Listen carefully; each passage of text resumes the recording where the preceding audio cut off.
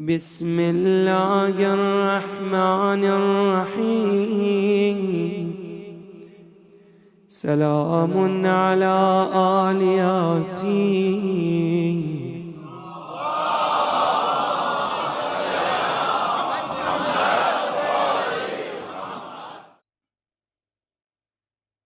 شبیہ امام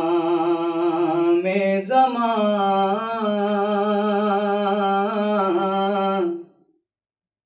کھینچتے ہیں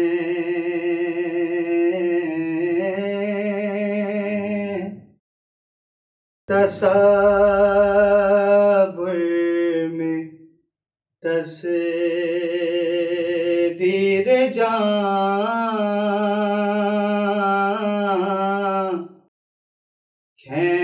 کھینچتے ہیں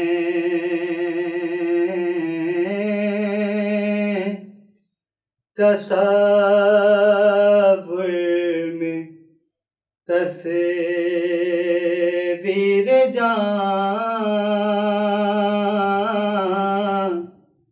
کھینچتے ہیں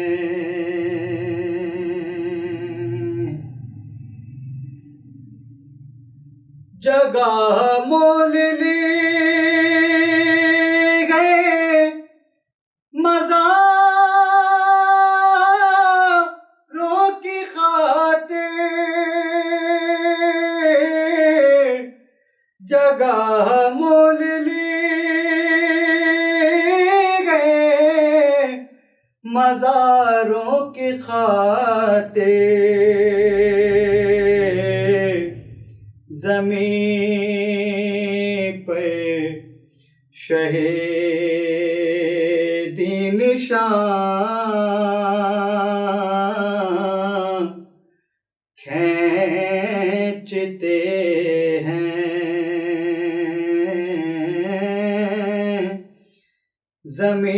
زمین پر شہیدی نشان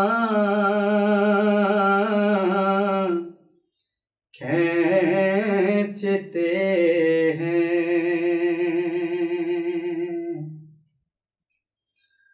کہاں بیڑیاں اور کہاں پائے عابد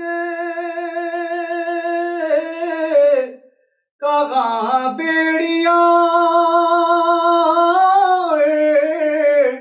کہاں پائے عابد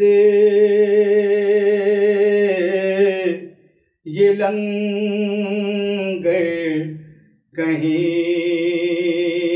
ناتواں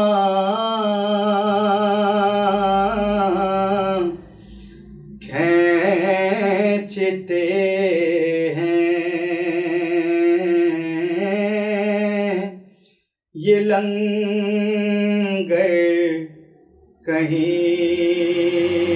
ناتواں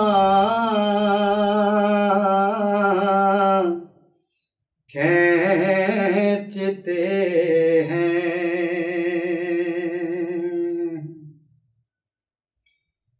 عجب حال ہے دختر فاطمہ کا عجب حال ہے دختر فاطمہ کا ردا سر سے ایذا رساں کھینچتے ہیں ردا سر سے ایذا رساں کھینچتے ہیں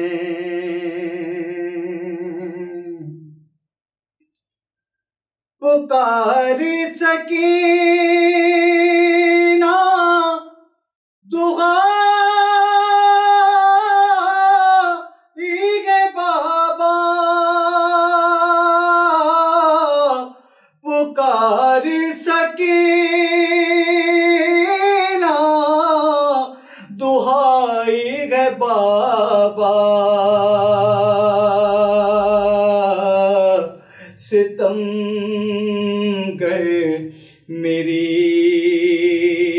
بالیاں کھینچتے ہیں، ستم گر میری بالیاں کھینچتے ہیں۔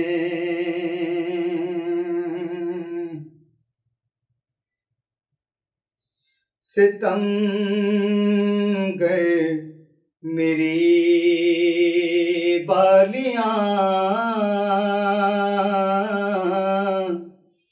کھینچتے ہیں، کغاروں کے اکبر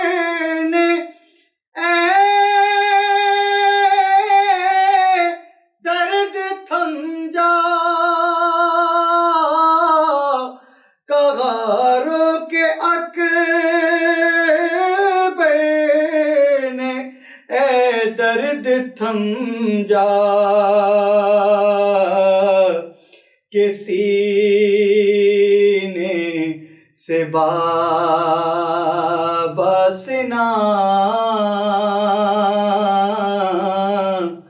کھینچتے ہیں، کہ سینے سے باباسنا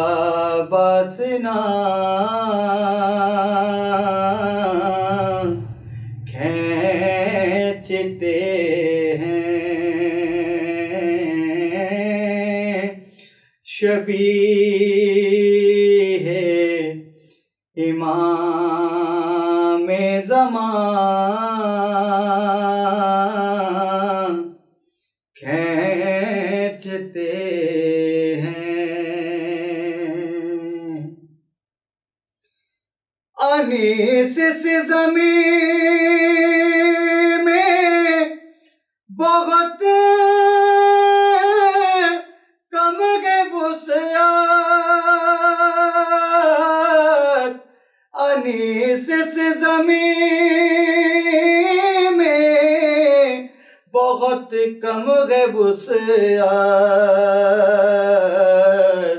کمیت قلم کی انا کھینچتے ہیں، کمیت قلم کی انا کھینچتے ہیں،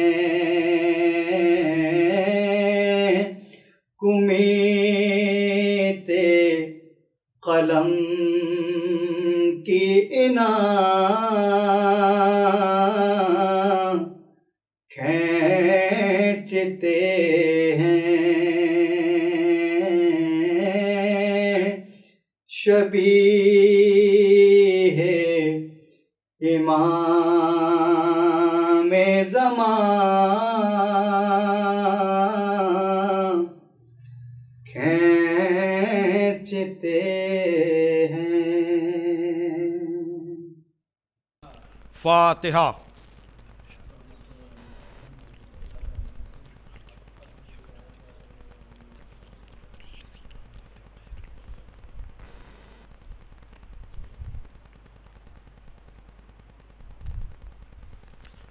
اعوذ باللہ من الشیطان اللعین الرجیم، بسم اللہ الرحمن الرحیم۔ الحمد للہ الذی ہدانا لہذا وما كنا لنہتدی لولا ان ہدانا اللہ لقد جاءت رسل ربنا بالحق الصلاۃ والسلام علی النبی الامی العربی القرشی المکی المدنی البطحی الابتہی التہامی الدافع جیشات الاباطیل والدامغ صولات الازالیل مولن الحق بالحق ابی القاسم محمد وآلہ الطیبین الطاہرین المعصومین المظلومین الذین اذھب اللہ عنہم الرجس وطہرہم تطہیرا ولعنۃ اللہ علی اعدائہم اجمعین من الآن الی یوم الدین اما بعد فقد قال علی علیہ السلام الا وإنا لکل معموم اماما یقتدی بہ ویستضیء بنور علمہ الا وإن امامکم قد اکتفى من دنیاہ بتمرہ ومن تومہ بقرصہ الا وإنکم لا تقدرون علی ذلک ولکن عینونی بورع واجتہاد وعفۃ والسداد. صلوات بھیجے محمد وعلی محمد. بزرگان محترم و دوستان عزیز، محمدی ٹرسٹ لندن کے زیر اہتمام منعقد ہونے والا عشرہ مجالس، جو اس سال بھی ٹاؤن ہال لندن میں نہ ہو کر ہدایت ٹی وی، یوٹیوب اور محمدی ٹرسٹ کے فیس بک پیج سے نشر کیا جا رہا ہے. گفتگو کا عنوان مقام امامت و صحابیت اور فلسفہ شہادت. گفتگو کا ذریعہ خدائے فصاحت، مولائے بلاغت، غالب علی کل غالب، مطلوب کل طالب، حضرت علی ابن ابی طالب علیہ الصلاۃ والسلام کی زبان مبارک پر جاری ہونے والے الفاظ جو نہج البلاغہ کی زینت ہیں. نہج البلاغہ کے لیے میں ہمیشہ عرض کرتا رہتا ہوں تاکہ لوگوں میں قرآن کے ساتھ ساتھ نہج البلاغہ فہمی کا ذوق اور شوق پیدا ہو. نہج البلاغہ مولائے کائنات کے کلام کا وہ مجموعہ جسے سید رضی علیہ الرحمہ نے 400 ہجری کے قریب جمع کیا، جس میں 3 جز ہیں، 3 پارٹس ہیں. پہلے جز میں خطیب منبر سلونی کے خطبات ہیں، اور دوسرے جز میں مولائے کائنات کی ہاتھ کی لکھی ہوئی تحریریں خطوط کی شکل میں، وصیت کی شکل میں اور عہد ناموں کی شکل میں موجود ہیں. اور تیسرے جز میں آپ کے حکیمانہ اقوال ہیں، جس میں کا ایک ایک قول ایسا ہے کہ کسی ایک قول کو بھی اگر انسان اپنی زندگی کا مقصد بنا لے تو اس کی دنیا بھی کامیاب ہو جائے اور اس کی آخرت بھی کامیاب ہو جائے. عزیزان محترم، اسلام کو سمجھنے کے لیے بھی نہج البلاغہ ضروری ہے، قرآن کو سمجھنے کے لیے بھی نہج البلاغہ ضروری ہے، اور دین اور دنیا کا کوئی ایسا موضوع نہیں ہے جو نہج البلاغہ میں موجود نہ ہو. تو اس موضوع کے لیے بھی، یعنی مقام امامت و صحابیت کے لیے، میں نے نہج البلاغہ کے دوسرے جز سے جو 45 نمبر کا خط ہے، جو مولائے کائنات نے اپنے ظاہری دور حکومت میں اپنے بصرے کے گورنر کے نام تنبیہ کرتے ہوئے لکھا، جہاں اب تک کی گفتگو کا خلاصہ کہ ابن حنیف گئے ہیں کسی دعوت میں جہاں امیروں کو بلایا گیا ہے اور غریبوں کو، ناداروں کو دروازے ہی سے واپس کر دیا گیا ہے. آپ نے تنبیہ کی کہ مجھے امید نہیں تھی کہ تم اس دعوت میں جاؤ گے، اور جہاں مشکوک غذائیں تھیں ان غذاؤں کو تم اپنے دہن اور اپنے پیٹ تک لے جاؤ گے. اب اس کے بعد آپ نے امامت اور صحابیت کا فرق بتایا کہ ابن حنیف آگاہ ہو جاؤ کہ ہر ماموم کا ایک امام ہوتا ہے جس کی وہ اقتدا کرتا ہے، جس کی وہ پیروی کرتا ہے، وہ یستضیء بنور علم، اور اس کے نور علم سے وہ کسب ضیاء کرتا ہے۔ الا وان امامکم، آگاہ ہو جاؤ کہ جہاں تک تمہارے امام کی بات ہے، اس نے تمہاری اس دنیا سے غذا کے نام پر 2 روٹیاں لی ہیں اور لباس کے نام پر 2 چادریں لی ہیں۔ اب یہ بتا رہے ہیں کہ جو ماموم ہے، جو پیچھے چلنے والا ہے یا جو بز میں بیٹھنے والا ہے، کہ تم اس بات پہ قدرت تو نہیں رکھتے ہو، انکم لا تقدرون علی ذالک، تم اس بات پہ قدرت نہیں رکھتے ہو کہ سب اختیار ہوتے ہوئے تم اس طرح سے زہد اور تقوی اور پرہیزگاری کے کمال تک پہنچ جاؤ، لیکن عینونی، تم میرے مددگار بن سکتے ہو تقوی اور پرہیزگاری کے ذریعے سے، عفت و پاک دامنی کے ذریعے سے، اور سلامت روی کے ذریعے سے۔ یعنی بتا دیا کہ خالی بزم میں نبی یا امام کی بیٹھنا کافی نہیں ہے، اور بزم میں بیٹھ کر بھی بزم میں بیٹھنے والا نبی اور امام کے برابر نہیں ہو سکتا۔ ہاں، صحبت اختیار کرنے کے بعد تقوی اور پرہیزگاری کے ذریعے سے نبی و امام کا ناصر بن سکتا ہے۔ اس لیے کہ ہمارے عقائد کی بنیاد قرآن اور اہل بیت ہیں۔ اگر اہل بیت کے لیے میں نے نہج البلاغہ کو پیش کیا تو قرآن بھی منزلتوں کو، شرف کو، بزرگی کو، کمال کو بلا شرط نہیں دیتا۔ توجہ فرمائیے گا، یعنی جن لوگوں کے کردار کی ضمانت قرآن نے نہیں لی ہے، ان کو ہر شرف شرط و قید کے ساتھ ملتا ہے۔ اس لیے کہ جنہیں پروردگار نے منتخب کیا ہے، جنہیں نبی و امام بنایا ہے، ان کے تو کردار کی بھی ضمانت لی ہے، لیکن جن کے کردار کی ضمانت نہیں لی، وہ اگر بز میں بیٹھ کر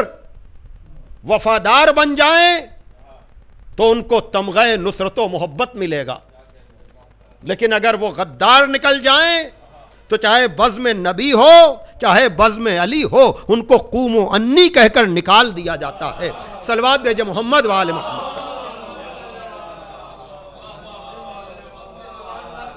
ہاں عزیزان محترم، دیکھیے یہ معیار قرآن مجید کا معیار ہے، جہاں سورہ فتح کی یہ آیت پڑھی جاتی ہے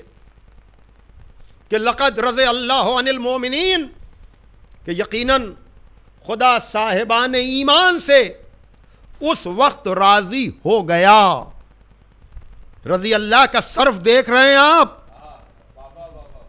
کہ بالتحقیق خدا اس وقت مومنین سے راضی ہو گیا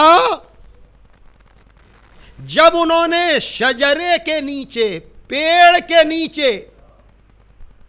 نبی کی بیعت کی، اور خدا ان کے دلوں کے راز سے واقف ہوتے ہوئے اس نے ان پر سکینہ اور ان کے قلب پہ سکون نازل کیا اور ان کو عنقریب فتح عطا کر دی۔ یہ سورہ فتح قرآن مجید 48واں سورہ 48 نمبر کا، اس میں یہ 18 نمبر کی آیت جس میں پیڑ کے نیچے صلح حدیبیہ کے موقع پر یہ آیت نازل ہوئی، جن لوگوں نے دست رسول پر بیعت کی، اور اسی آیت کو سہارا بنا کر سب کو برابر کرنے کی ناکام کوشش ہوئی۔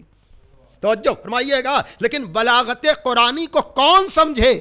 اس لیے کہ اس میں رضی اللہ کے ساتھ فوراً لفظ مومنین لگا ہوا ہے۔ اب آپ سورہ منافقون بھی پڑھیں تو آپ کو اندازہ ہو جائے گا کہ یہ مومنین کی شرط لگی کیوں ہے۔ توجہ فرمائیے گا، لیکن اگر تعداد کی بحث نہ کی جائے، شرطوں کی بحث نہ کی جائے، تب بھی اسی سورہ فتح کی 10ویں آیت اگر آپ دیکھیں تو پتہ چل جائے گا کہ قرآن عز و شرف و بزرگی مطلقاً نہیں دیتا، بلا شرط و قید نہیں دیتا۔ قرآن کو قرآن سے ملائیے۔ یہ 18ویں آیت ہے سورہ فتح کی، اسی سورہ فتح کی 10ویں آیت میں ارشاد ہو رہا ہے ان الذین یبایعونک انما یبایعون اللہ ید اللہ فوق ایدیہم فمن نکث انما ینکث علی نفسہ، کہ جن لوگوں نے تیرے ہاتھ پہ بیعت کی، توجہ فرمائیے گا، دیکھیے وہاں بھی یبایعونک ہے، یہاں بھی یبایعونک ہے، بڑی توجہ، وہاں اگر قد لگا ہوا ہے تو یہاں ان الذین لگا ہوا ہے، کہ جن لوگوں نے تیرے ہاتھ پر بیعت کی۔ اب وہ ان ساری آیتوں کو یہ آیت شامل ہو جائے گی کہ نہیں کہ جہاں ذکر بیعت ہو رہا ہے اور نبی کے ہاتھ پہ بیعت کا ذکر ہو رہا ہے کہ جن لوگوں نے بھی تیرے ہاتھ پر بیعت کی، انہوں نے اصل میں یہ اللہ کے ہاتھ پہ بیعت کی ہے۔ وَيَدُ اللَّهِ فَوْقَ أَيْدِيهِمْ، اور اللہ کا ہاتھ سارے ہاتھوں پر ہے۔ توجہ فرمائیے گا، اب یہ شرط انما ينقص علی نفسہ، اور پھر جو اس بیعت کو توڑ دے گا وہ اپنا ہی نقصان کرے گا، وہ اپنے ہی خلاف اقدام کرے گا۔ تو بتا دیا کہ بیعت شرط و قید کے ساتھ ہے، اگر وہ بیعت ٹوٹ جائے، توجہ فرمائیے گا، تو خود بخود اس آیت کا استثناء بن جائے گا۔ اور یہ بیعت اس لیے تھی تاکہ یہ عہد لیا جائے کہ اب تم اپنے عہد سے پھرو گے نہیں۔ اب وہ عہد جہاں بھی ہو، اور اگر یہ عہد غدیر کا عہد توڑ دیا جائے، صلوات بھیجے محمد والے محمد پر، ایک اور صلوات بھیج دیجیے آپ محمد والے محمد پر۔ بہرحال اس موضوع کے لیے یہ اہم ترین منزل ہے جس سے میں گزر رہا ہوں، لیکن اگر آپ پھر واپس آئیں اس خط کی طرف تب آپ کو اندازہ لگے گا کہ اگر ایک طرف سرکار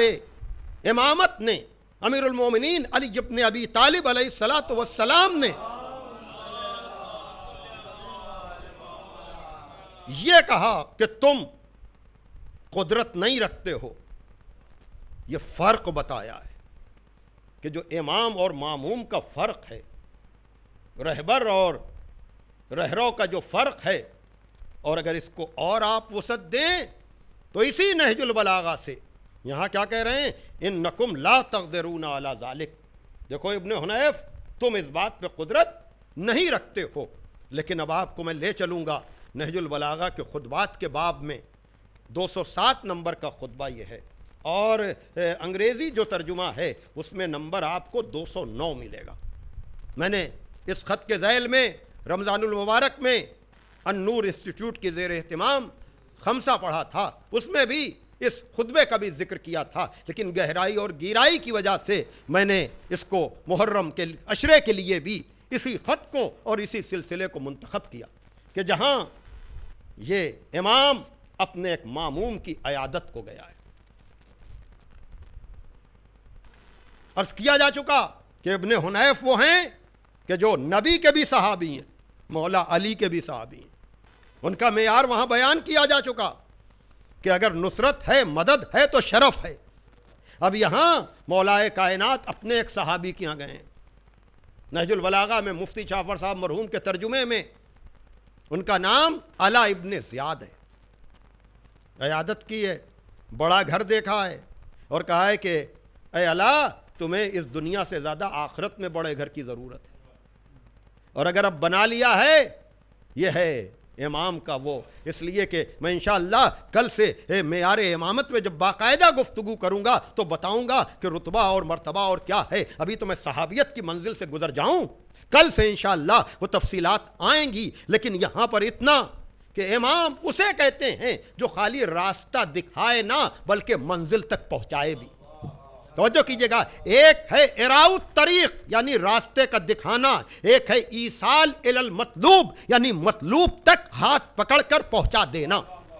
وہ تفصیل آئے گی انشاءاللہ، لیکن یہاں پر اتنا کہ ایک مرتبہ کہا تمہیں اس دنیا کے میں بڑے گھر سے زیادہ آخرت میں بڑے گھر کی ضرورت ہے، اور اگر اب تم نے بنا لیا ہے تو اس میں مہمانوں کو بلاؤ، ان کی ضیافت کرو اور حقدار کا حق وقت پر ادا کر دو۔ اب اس کے بعد علا ابن زیاد نے اپنے بھائی عاصم کی شکایت کی ہے۔ توجہ فرمائیے گا، میں آج یہ تیسرا دن ہے جب میں بار بار آپ کو متوجہ کر رہا ہوں کہ علی نے اس دنیا سے 2 روٹیاں لیں اور لباس کے نام پر 2 چادریں لیں۔ اب شکایت ہو رہی ہے، علا ابن زیاد عاصم ابن زیاد کی شکایت کر رہے ہیں کہ یا علی، میرے بھائی عاصم نے دنیا کو ترک کر دیا ہے، موٹے جھوٹے کپڑے پہنتا ہے اور دنیا بیزار ہو گیا ہے۔ ایک مرتبہ میرے مولا نے کہا اسے بلاؤ۔ جب علا ابن زیاد نے اپنے بھائی عاصم کو بلایا تو ایک مرتبہ میرے مولا نے کہا کہ تف ہے تیرے اوپر، یہ تو اپنے نفس کے اوپر ظلم کیوں کر رہا ہے؟ اللہ نے جن چیزوں کو تیرے اوپر حلال کیا ہے تو نے ان چیزوں کو اپنے اوپر حرام کیوں کر لیا؟ اب دیکھیے یہی بات کہ جہاں رتبہ امامت کو نہ پہچانا جائے، جہاں رتبہ الہی کو نہ پہچانا جائے، جہاں خدا کے منتخب افراد کو نہ پہچانا جائے، جہاں امام اور ماموم کا فرق پیش نگاہ نہ ہو، جہاں نبی اور صحابی یا امام اور صحابی یا بز میں بیٹھنے والوں کا فرق پیش نگاہ نہ ہو، وہاں ہوتا کیا ہے؟ اسی لیے معرفت نبی و امام کے لیے مسلسل تذکرے کی ضرورت ہے تاکہ کوئی امتی نہ اپنے کو نبی جیسا سمجھے نہ اپنے کو امام جیسا سمجھے۔ صلوات دیجئے محمد والے محمد۔ ہاں عزیزان محترم، ایک مرتبہ وہی ہونا تھا جو ہوا، اس لیے کہ اس سے جیسے ہی کہا کہ تو نے یہ کیا کیا ہے، تو نے کیوں غذاؤں کو سادہ کر دیا ہے، یا تو نے کیوں نعمت دنیا کو ترک کر دیا ہے؟ ایک مرتبہ اس نے تڑپ کر کہا یا علی آپ۔ اب یہاں پر میرے مولا نے کہا کہ تف ہے تیرے اوپر، وہی حقا انی لستو کانتا، میں تجھ جیسا نہیں ہوں۔ اللہ اکبر، یہ ہے کمال امامت۔ وہ کہہ رہا ہے کہ یا علی، آپ نے جو انداز اپنایا ہے، کہا میں تجھ جیسا نہیں ہوں۔ ان اللہ فرض علی ائمۃ العدل ان یقدروا علی انفسہم بضعفۃ الناس، کہ اللہ نے ائمہ عدل پر یہ فرض کیا ہے کہ وہ اپنے معیار زندگی کو سماج کے نچلے طبقے کے مطابق رکھیں تاکہ کسی غریب کی غربت اسے خدا کا باغی نہ بنائے۔ صلوات بھیجے محمد وآل محمد، تاکہ کسی غریب کی غربت اسے خدا کا باغی نہ بنائے۔ ہاں عزیزان محترم، کل انشاءاللہ جب ہم جناب ابراہیم کی امامت کا ذکر کریں گے اور یہ بتائیں گے کہ امامت کے لیے شرطیں کیا ہے، تب یہ جملہ واضح ہوگا کہ ائمہ عدل کیا ہوتا ہے۔ توجہ کیجئے گا، کمال عدل کیا ہوتا ہے اور رہبر کے لیے عدل کتنا ضروری ہے۔ لیکن یہاں پر صرف اتنا کہ عزیزان محترم، اس فرق کو وہاں کیا کہا، تم اس پہ قدرت نہیں رکھتے، یہاں کیا کہہ رہے ہیں کہ میں تجھ جیسا نہیں ہوں، اور اس فرق کو علامہ اقبال نے بھی محسوس کیا اور اس طرح سے اس فرق کو واضح کیا، اس لیے کہ سوکھی روٹی کھانے والا اپنے کو حیدر کی طرح نہ سمجھے، سادہ لباس پہننے والا اپنے کو امام معصوم کی طرح نہ سمجھے۔ عجب طرح سے اقبال نے کہا کہ 1000 خیبرو 100 گنا اجدر استنجا، 1000 خیبرو 100 گنا اجدر استنجا، نہر کے نانے جمی خرد حیدری دانت، کہ 1000 خیبر ہیں مسائل کے اور 1000 طرح کے اژدہیں ہیں۔ بھائی توجہ کیجئے گا، آج امت مسلمہ کے زوال کا رونا رویا جا رہا ہے عزیزان محترم، لیکن اقبال نے بار بار اس بات کی طرف متوجہ کیا ہے کہ اگر تم اپنی عزت چاہتے ہو، اگر تم اپنا کمال چاہتے ہو تو درے حیدر کرار پر پہنچ جاؤ تو تمہیں کمال مل جائے گا۔ اور یہاں پر بھی کہہ رہے ہیں کہ 1000 خیبروں، 1000 طرح کے خیبر ہیں۔ بھائی کہاں ایسا مقام ہے جہاں مسئلے نہ ہوں، جہاں مسائل نہ ہوں، جہاں اختلاف نہ ہو؟ بھائی توجہ کیجئے گا، جہاں نفسا نفسی کا عالم نہ ہو، جہاں بھائی بھائی کا دشمن نہ ہو، جہاں مومن مومن کا مخالف نہ ہو۔ یہ خیبر ہیں جو منہ پھاڑے کھڑے ہوئے ہیں، لیکن ہر منزل پر سیرت حیدر کرار ہر مسئلے کا حل بنی ہوئی ہے۔ مشکل کشا کہنا اور ہے اور سیرت سے اپنی مشکل کا حل نکالنا اور ہے۔ صلوات بھیجے محمد وآل محمد۔ ہزار خیبر و صد گنا اژدہ رسنجا، ہزار طرح کے خیبر ہیں اور 100 طرح کے اژدہیں ہیں، لیکن ہر سوکھی روٹی کھانے والا حیدر نہیں ہوا کرتا۔ صلوات دیجئے محمد وآل محمد پر۔ اس بات کو سمجھ لینا چاہیے، اور اس بات کو عزیزان محترم یاد رکھیے گا کہ یہاں پر یہ شعر علامہ رشید ترابی مرحوم سے جب میں نے سنا تو انہوں نے حافظ کی غزل کا بھی پتہ دیا، پھر میں نے اس غزل کو بھی دیکھا، یقیناً اس زمین میں عجب طرح سے انہوں نے کہا کہ 1000 نکتہ باریک تر ز منہ انجاست، بال سے زیادہ باریک نکتے ہیں یہاں۔ توجہ فرمائیے گا، میں کچھ عرض کرنا چاہ رہا ہوں۔ دیکھیے، جب پیچیدگیاں پیدا ہوتی ہیں تو ان پیچیدگیوں کو سمجھنے کے لیے سرسری نہیں گزرنا چاہیے، اس لیے کہ اس میں اتنی نزاکتیں ہوتی ہیں۔ 1000 نکتہ باریک تر ز منہ انجاست، نہ ہر کے سر بے تراشت قلندری داند، ہر سر کا مڈانے والا قلندر نہیں ہوا کرتا۔ توجہ فرمائیے گا، کیا رخ ہے عزیزان محترم، یعنی بال مڈانے پر جو باریک بال نکلتے ہیں۔ اب جب بالوں کی بات آتی ہے تو مجھے پھر وہی امام یاد آ جاتا ہے، اس لیے کہ جب اس امام نے منبر پر بیٹھ کر دعوی سلونی کیا تھا نا، تو وہی بزرگ صحابی سمجھے جاتے ہیں، لیکن وہ اس نقطے کو نہیں سمجھ سکے۔ جب میرے مولا نے کہا سلونی سلونی قبل ان تفقدونی، پوچھ لو قبل اس کے کہ تم مجھے کھو دو۔ توجہ کیجئے گا، قبل اس کے کہ تم مجھے کھو دو۔ تو ایک مرتبہ بزم میں ایک شخص نے کہا کہ یا علی میرے سر میں بال کتنے ہیں؟ توجہ کیجئے گا، کہا یا علی میرے سر میں بال کتنے ہیں؟ دیکھیے امام ہوتا کون ہے، رتبہ امامت ہے کیا، ائمہ عدل ہے کس منزل پر؟ اس نے بظاہر دعوی سلونی کے بعد مولا جیسے شخص کو الجھانے کی کوشش کی۔ توجہ کیجئے گا، یہاں بڑے باریک نقطے ہیں، لیکن سارے سر مڈانے والے قلندر نہیں ہوا کرتے، تو بز میں بیٹھنے والے بھی سب برابر نہیں ہیں۔ توجہ کیجئے گا، کہا یا علی میرے سر میں بال کتنے ہیں؟ کہا بتا تو دوں، گنے گا کیسے؟ توجہ کیجئے گا، بتا تو دوں، گنے گا کیسے؟ کہا مجھ سے یہ نہ پوچھ کہ تیرے سر میں بال کتنے ہیں، پوچھنا ہے تو یہ پوچھ کہ تیرے ہر بال میں شیطان نے انڈے دیے، اور تیرے گھر میں پیدا ہونے والا یا پلنے والا بچہ میرے بیٹے کا قاتل ہے۔ دیکھا آپ نے، فلسفہ شہادت تک میں پہنچ گیا عزیزان محترم، تیرے گھر میں پلنے والا بچہ۔ اب آپ سمجھ گئے ہوں گے یہ کون ہیں، یہ کون ہیں؟ یہ سعد ابن ابی وقاص ہیں، یہ رسول کے صحابی ہیں، لیکن ان کے گھر میں جو پل رہا ہے وہ عمر ابن سعد ہے۔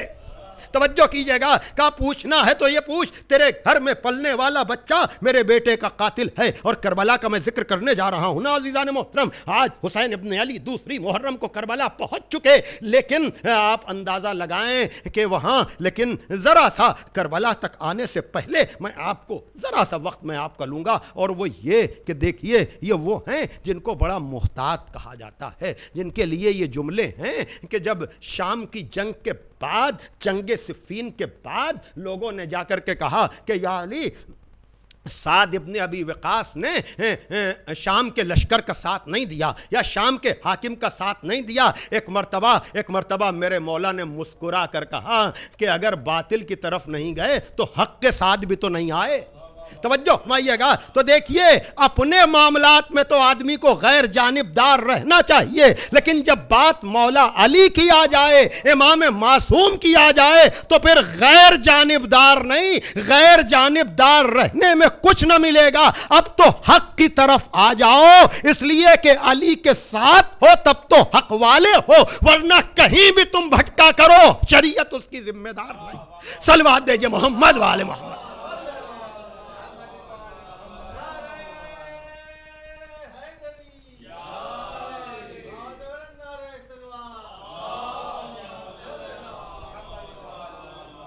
ایک اور سلوات بھیج دیجیے آپ ذرا محمد.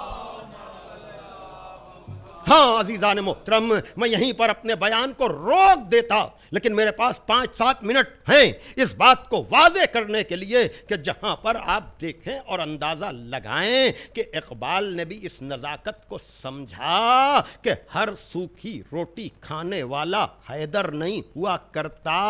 اور شاید اسی لیے مولا علی نے بھی قلعہ خیبر کو اکھاڑنے کے بعد یہ کہا تھا کہ یہ ظاہری قوت سے نہیں ہے، یہ الہی قوت کا نتیجہ ہے.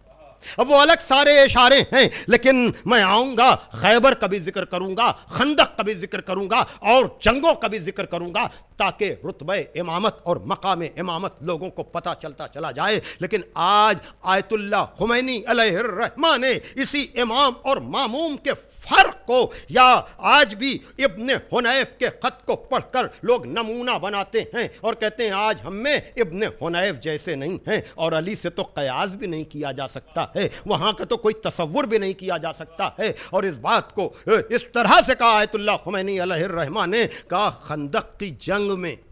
توجہ فرمائیے گا، خندق کی جنگ میں اگر اور بھی کوئی عمر کے مقابلے پر جاتا اور اگر وہ فاتح ہو بھی جاتا، اس کی تلوار چلتی اور اس کے نتیجے میں عمر کا سر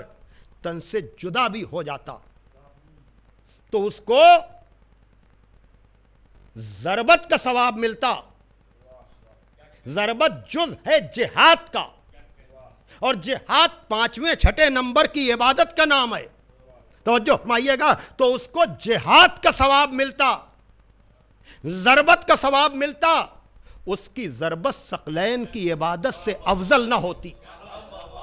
بڑی توجہ، بڑی توجہ، بڑی اہم گفتگو ہے. اس کی ضربت ثقلین کی عبادت سے افضل نہ ہوتی. امام اور ماموم کے فرق کے لیے، یا امام اور امت کے فرق کے لیے میں ایک جملہ آپ سے کہلاؤں گا. جہاں سے بیٹھ کر جس طرح سے بھی لوگ مجلس سن رہے ہوں، مجھے یقین ہے کہ جو لوگ ابھی بھی احتیاطاً نہیں جا پا رہے ہیں، یا امام بارگاہ میں محدود تعداد میں آنے کی اجازت ہے، وہ اپنے گھروں میں عزا خانہ بھی بنا رہے ہوں گے، غازی کا علم بھی سجا رہے ہوں گے، اور فرش پر بیٹھ کر میرے بیان کو مختلف جگہوں پر سنا جا رہا ہے. یاد رکھیے گا عزیزان محترم کہ عجیب منزل ہے، عجیب موقع ہے. میں سب جو لوگ بھی میرے بیان کو جہاں سے بھی سن رہے ہیں، میں ان سے ایک سوال کروں گا، یہ بتلائیے کہ ہماری نماز اور معصوم کی نماز کیا دونوں ایک جیسی ہیں؟ بڑی توجہ، ہماری نماز اور معصوم کی نماز کیا ایک جیسی ہے؟ ہر صاحب ایمان کہے گا کہ ہماری نماز اور ہے اور امام کی نماز یا معصوم کی نماز اور ہے نا؟ دل کی گہرائی سے جواب آپ کا بالکل درست ہے. لیکن میں آپ سے یہ پوچھ رہا ہوں کہ اگر ہماری نماز اور ہے، معصوم کی نماز اور ہے، تو کیا رکعتوں کا فرق ہے؟ بڑی توجہ، کیا صبح کی ہمارے لیے 2 رکعت ہیں، ان کے لیے 4 رکعت ہے؟ کیا نیت کا فرق ہے؟ کیا سورے کا فرق ہے؟ کیا رکوع اور سجدے کا فرق ہے؟ ارے ہر نمازی کہے گا نہیں، نماز کی ظاہری کیفیت تو ایک ہے. پھر یہ فرق کیا ہے؟ پھر یہ فرق کیا ہے؟ کہ یہی تو سمجھنے کی ضرورت ہے. تعداد رکعات کا فرق نہیں ہے، رکوع اور سجدے کا فرق نہیں ہے، اصل میں ایمان کا فرق ہے کہ ہمارا ایمان اور ہے، معصوم کا ایمان اور ہے. توجہ فرمائیے گا، اسی بات کو آیت اللہ خمینی نے کہا کہ ارے اور بھی کوئی تلوار چلاتا تو تلوار تو چلتی، عمر کے سر پہ تو لگتی، سر تو تن سے جدا ہوتا، لیکن اس کی ضربت ثقلین کی عبادت سے افضل نہ ہوتی، اس لیے کہ وہ مومن کی تلوار ہوتی، امیر المومنین کی تلوار نہ ہوتی. مومن کی تلوار تو ہوتی، کل ایمان کی تلوار نہ ہوتی. صلوات دیجئے محمد وآل محمد.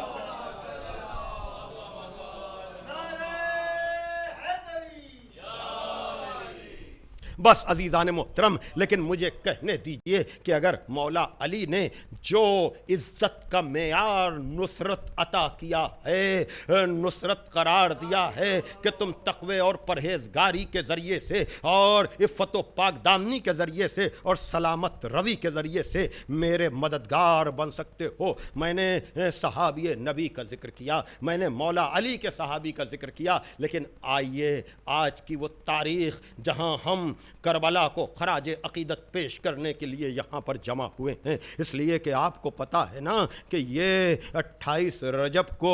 مدینے سے نکلنے والا اور پھر تقریباً 4 مہینے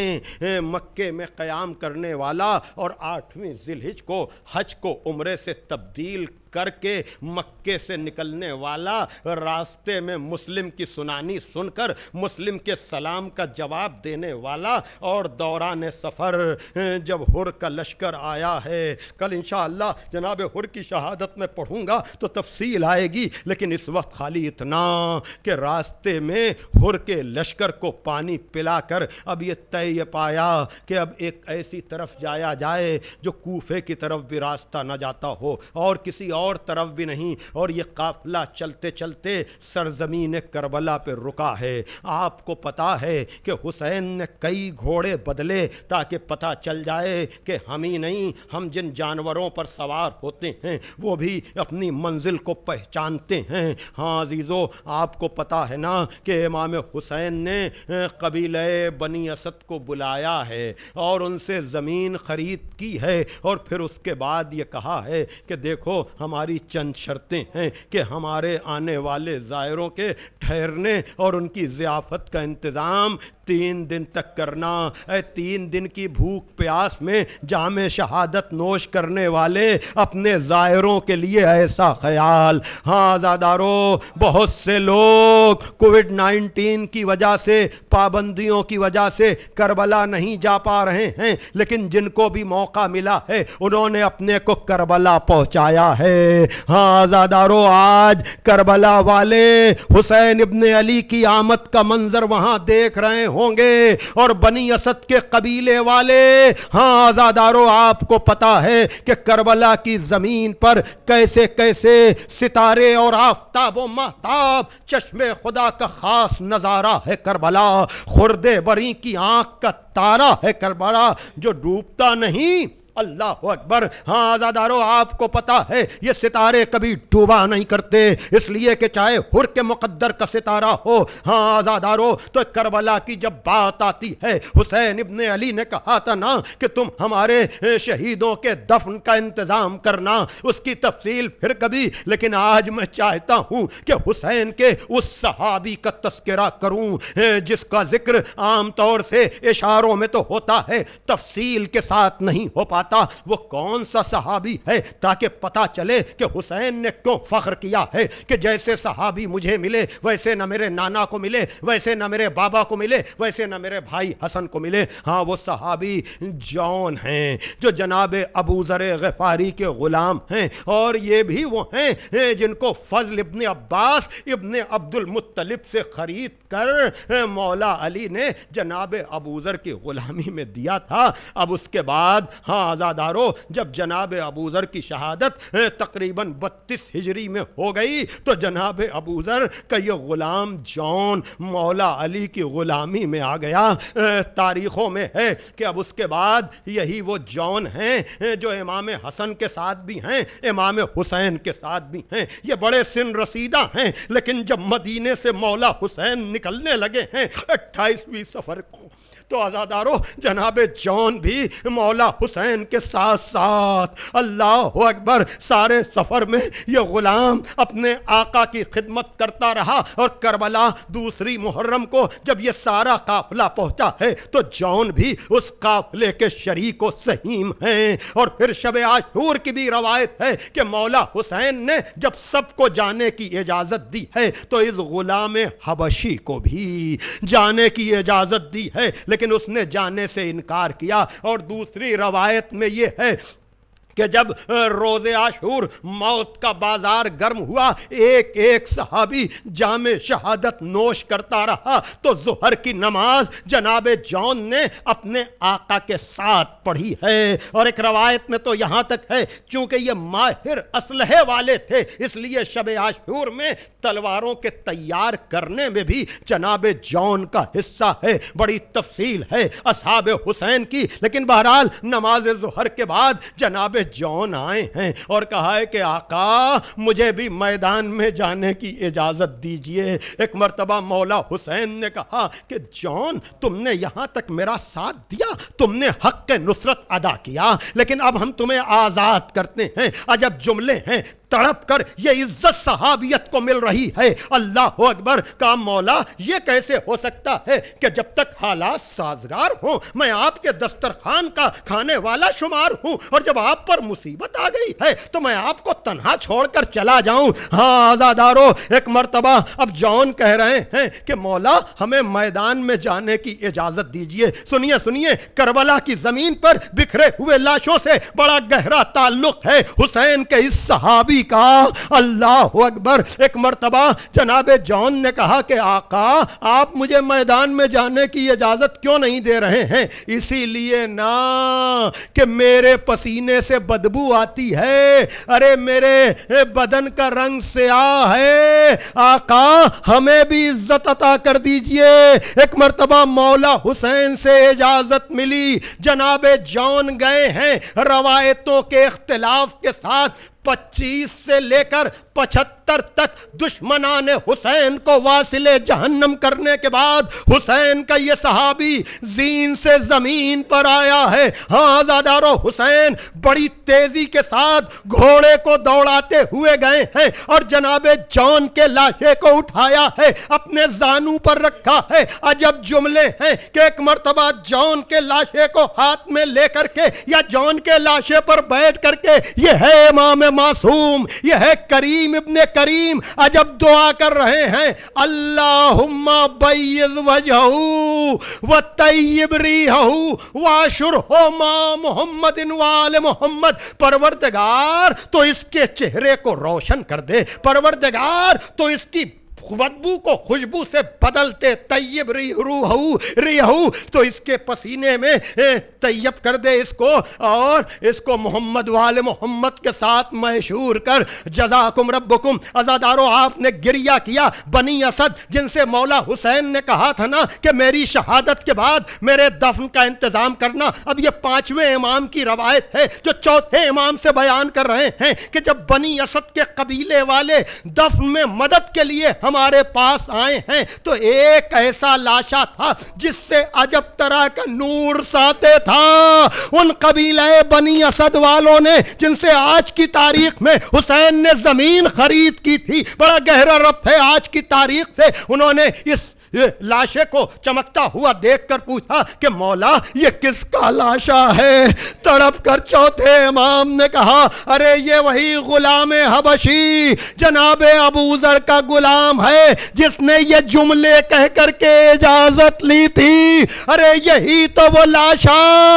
کہ جس کے لیے خصوصی دعا میرے بابا نے کی تھی۔ ہمارا سلام ہو سرکار سید الشہداء پر اور ان کے ساتھ شہید ہونے والے یہ اصحاب باوفا جو انصار حسین و حسینہ و مظلومہ علی لعنت اللہ علی القوم الظالمین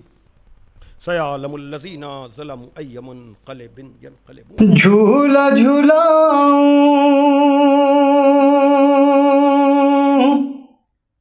لوری سناؤں سو جا پیاس کے مارے سو جا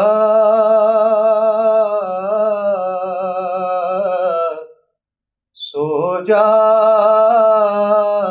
اصغر پیارے سو جا سو جا اصغر پیارے سو جا سو جا اصغر پیارے سو جا۔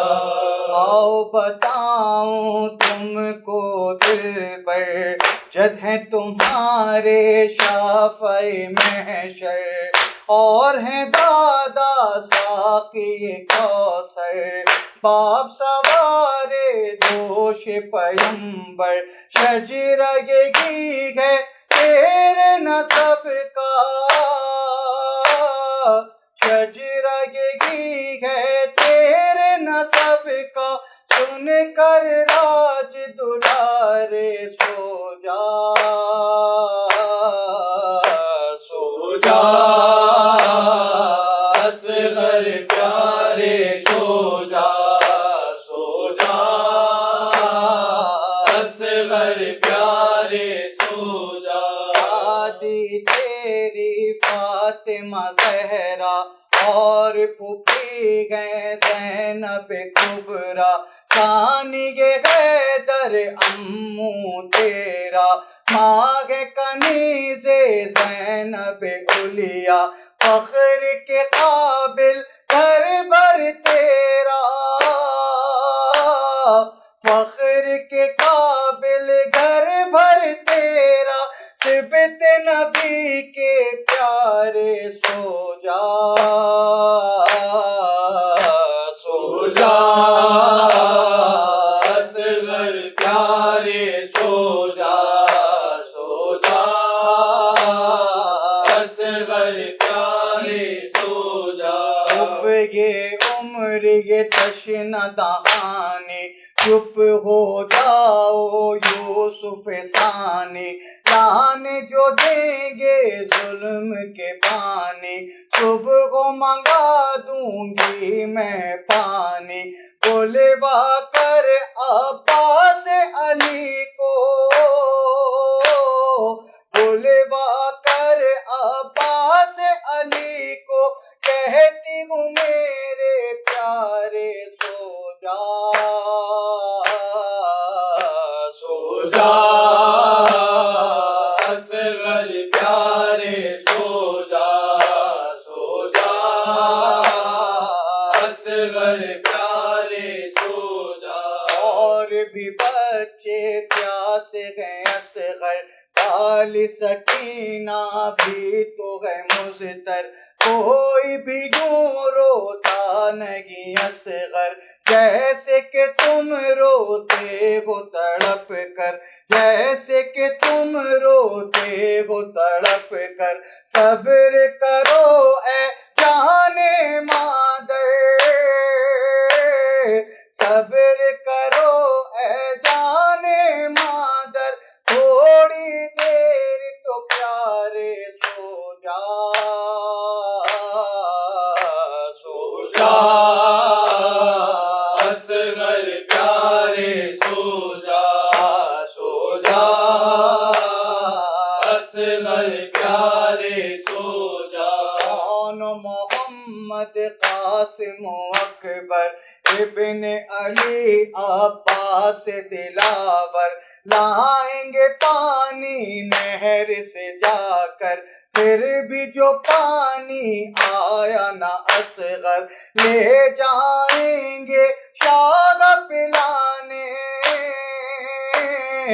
لے جائیں گے شاہ پلانے، پانی دریا کنارے سو جا، سو جا اصغر پیارے سو جا، سو جا اصغر پیارے سو جا، سو جا اصغر پیارے سو جا، فرزند جدا ہو میرا بھائی نہ جدا ہو،